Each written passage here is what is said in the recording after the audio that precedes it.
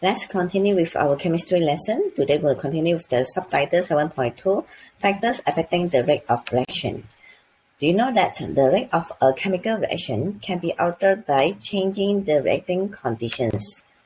There are several factors that affect the rate of reaction, such as total surface area of a solid reactant or size of reactant, concentration of a reactant in solution, temperature of a reactant, use of catalyst, pressure for reaction involving gaseous reactant. Do you know that's why that it is easier to start a fire using sticks rather than logs? This is because sticks have a bigger total exposed area than the logs. Hence, the rate of burning the stick is higher than that of the logs.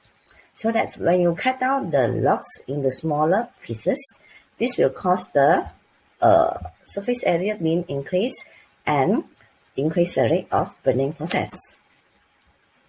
Size of reactant or total surface area is one of the factors affect the rate of reaction. When the particle size of a fixed mass of a solid reactant becomes smaller, the total exposed surface area becomes larger, the rate of reaction increases. Do you ever wonder why blowing air over glowing charcoal causes it to ignite brightly and quickly? Or you may have experienced when you blow something which is burning, it will burn brighter as you blow. This is due to increase in the concentration of oxygen or air, so the rate of burning increases. Concentrations is another factor. When the concentrations of a reactant increases, the rate of reaction also increases. Milk turns sour faster on hot days than on cold days. On hot days, the temperature is higher, so the rate of the milk turns sour is higher. It's same as you store food in the refrigerator, it can keep longer as compared that you store it at room temperature. Because room temperature is higher, which will cause the rate of reaction increases and the food will spoil faster. Temperature is another factor. When the temperature increases, the rate of reaction also increases. The other factor is referred to catalysts. Do you know that there are catalysts in our body, such as the biological catalyst, enzyme? Okay, so you have learned that in the digestive process, the food particles will be broken down into simple, smaller food particles that can be used or absorbed by our cells. For example, the amylase enzyme, sucrase maltase or lactase are the enzymes which are going to break down the carbohydrates into sugars. Enzymes such as the pepsin, trypsin, peptase will break down proteins into amino acids, whereas lipase will break down fats into fatty acids and glycerol. The presence of amylase in saliva breaks starch to maltose. Amylase as a biological catalyst or enzyme speed up the breakdown of starch to maltose. In the manufacture of ammonia gas, which you're going to use the nitrogen gas react with hydrogen gas to produce ammonia gas, these reactions will going to be carried out under high pressure. At high pressure of the gaseous reactants, the rate of reaction is higher. Pressure is another factor. For reaction with reactants in the form of solid, liquid, and aqueous solution, the rate of the reactions do not depend on the pressure. Only for those reactions that involve gaseous reactants, the rates of the reactions will increase when the pressure increases or vice versa. Please have a look at this graph. The first one is based on the experiment. There are two sets of experiment here.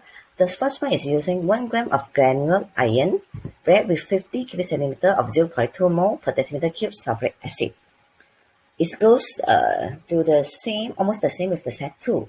But the set 2, you're using 1 gram of iron filling. Just now you use the granule. That means this one you change the size of the particles. The rest factors you make it fixed, unchanged. initial rate of reaction of the set 2 is higher than that of set 1 because the total exposed surface area of 1 gram of iron fillings is larger than 1 gram of granule ions. So that you're going to find out that the initial rate, such as the gradients of the graph 1, is steeper as compared to the graph 2 is steeper as compared to graph 1. And at the end, you find out that the two graphs will meet at the same point. It will combine because the same maximum volume of hydrogen gas is being released because you are using the same quantity of iron and sulfuric acid, so that the same volume of hydrogen gas will be collected at the end of the experiment. The other experiment is based on the other factors such as the concentration. The set 1, you're using 1 gram of excess zinc powder react with 50 cubic centimeter of 0.10 mole per decimeter cube of hydrochloric acid. Whereas in the set 2, you're using 1 gram of excess zinc powder with 30 cubic centimeter of 0.20 mole per decimeter cube of hydrochloric acid. The initial rate of set 1 is lower than of set 2. This is because the concentration of hydrochloric acid in set 1 is lower than in the set 2, where the concentration in set 1 is only 0.10 mole per decimeter cube, whereas set 2 is 0.20 mole per decimeter cube.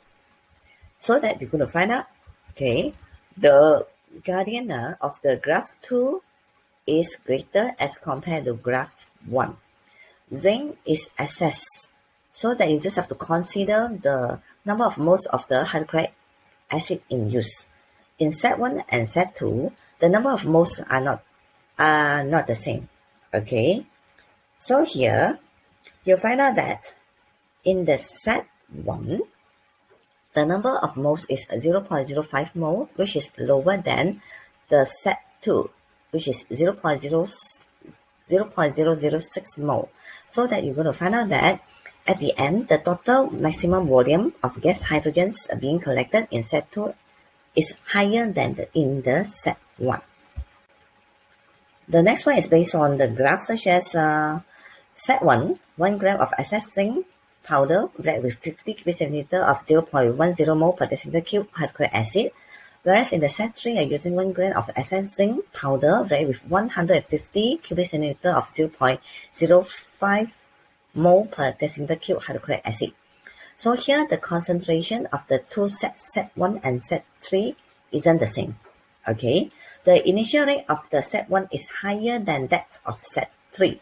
This is because of the concentration of hydrochloric acid in set 1 is higher, which set 1 you're using 0.10 mole per decimeter cube, whereas in set 3 you're using only 0.05 mole per decimeter cube.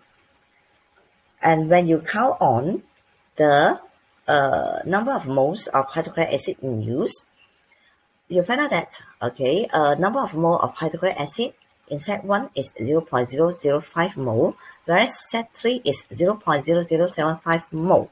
So that at the end of the reaction, the total volume of hydrogen gas being released in set 1 is lower than that in set 3.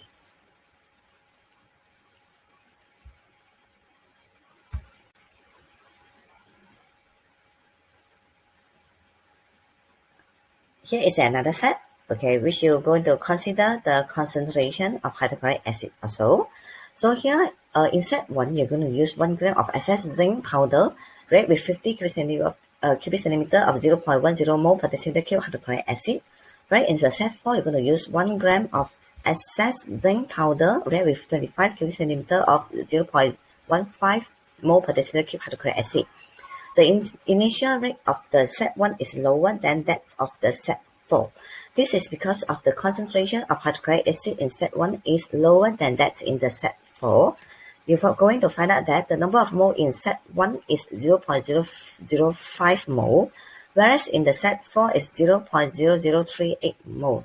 So that's the total volume of hydrogen gas being released in set 1 is higher than that in set 4.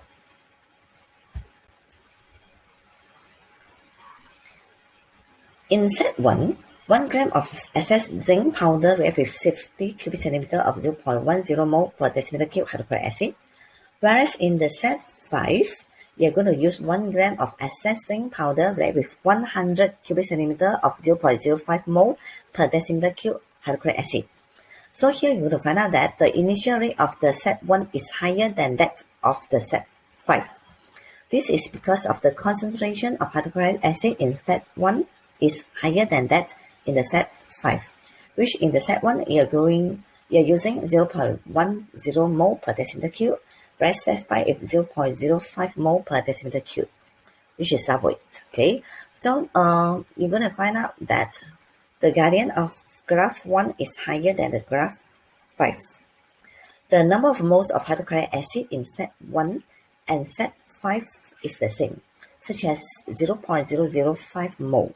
So that's the maximum volume of hydrogen gas being collected in set 1 and set 5 is the same. As conclusion, okay, the rate of reaction increases when concentration of reactants increases, temperature increases, size of solid reactants decreases, presence of positive catalysts. Please do some individual activities to make yourself understand better. You can refer to the module for offline lesson yourself, or you can do the exercises given, can refer to the internet for further information. Thank you for attending today's lesson. That's all. See you.